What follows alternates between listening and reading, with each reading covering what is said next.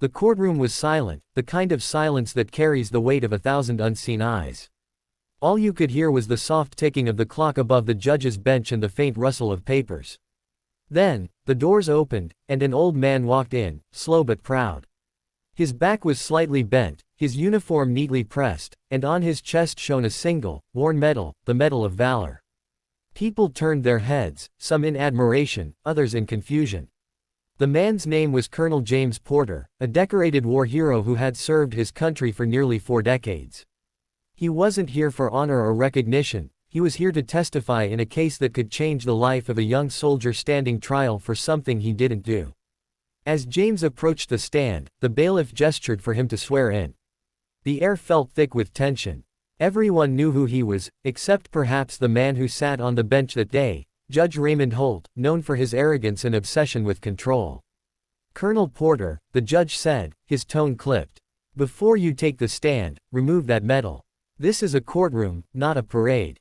The entire room gasped. Even the prosecutor looked up in disbelief. James looked at the judge calmly, his eyes steady but filled with quiet pain. "Your Honor," he said softly, "this medal isn't for decoration. It represents lives lost, men who never came home. I wear it to remember them." Judge Holt leaned back, smirking slightly. "I said remove it, Colonel. This court has rules. No exceptions." The silence that followed was heavy. The young soldier, Private Ryan Carter, looked down at his hands, ashamed that his defender was being humiliated on his behalf. The judge's words hung in the air like an insult not just to James, but to every soldier who'd ever served. James hesitated, his hands trembling slightly as he reached for the medal. He unclipped it slowly and placed it on the wooden table beside him. For a moment, his chest looked bare, not from lack of medal, but from the weight of disrespect.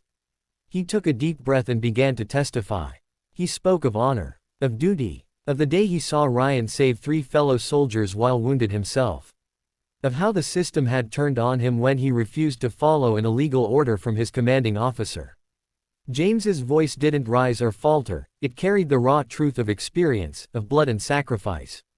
As he spoke, something began to shift in the courtroom. People leaned in. Even the jury seemed to feel the gravity of every word.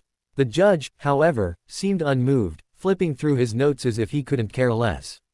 When the testimony ended, the defense attorney thanked the colonel and asked one final question. "Colonel Porter," she said gently, "why did you come here today, despite your health, despite this treatment?" James looked toward the jury. "Because I made a promise. Not just to this young man, but to every man who's ever put on the uniform, that no one would fight alone. Not in battle, not in life, not in court." The courtroom erupted in applause before the judge's gavel slammed down repeatedly. "Order! Order!" he shouted. "This is contempt." But the people didn't stop. Veterans in the audience stood up, saluting silently. Reporters snapped pictures. Even the bailiff, a former soldier himself, had tears in his eyes. The next day, the story made headlines. Judge orders war hero to remove medal, sparks national outrage. Within hours, petitions flooded in demanding the judge's resignation. Military organizations condemned his behavior publicly. The courthouse was surrounded by veterans holding flags and photos of lost comrades. Judge Holt tried to defend himself, saying, "I was just upholding courtroom decorum."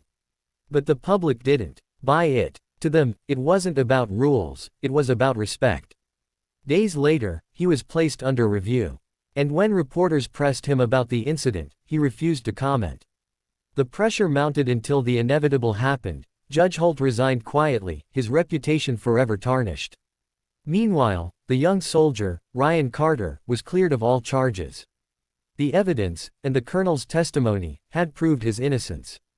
When Ryan walked out of the courthouse, he found Colonel Porter waiting outside, standing tall, the Medal of Valor once again shining on his chest. Ryan saluted him, tears glistening in his eyes. "I don't know how to thank you, sir," Ryan said. James smiled gently. "Just keep the promise, son. Stand for what's right, no matter who tells you to sit down." The cameras caught the moment, a young soldier saluting the old, the sun setting behind them, 2 generations bound by honor and courage. The story spread across the nation, not as a scandal, but as a reminder. A reminder that respect is earned not by position, but by principle. That medals aren't symbols of vanity, they're symbols of sacrifice. And that sometimes, the greatest battles are fought not on the field, but in the hearts of men who refuse to be silenced.